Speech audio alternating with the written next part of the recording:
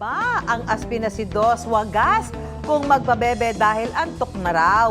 Mas nagpapi-ice pa nga itong si Dos nang inasar ng mga bisita sa bahay na paawa raw. Per bebe naman masyado, Dos! Kwento ng for dad niya, likas daw talaga ng pabebe si Dos, lalo na kung may bisita.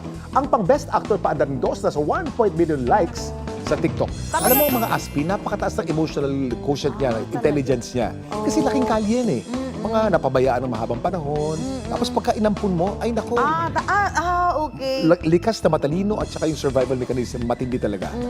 Ay, gusto gano'n. Parang siguro, parang ano nila, parang Survival. pay forward nila doon sa, Pay forward. doon sa mga nag-adapt sa kanila. Mas No? ma-thank you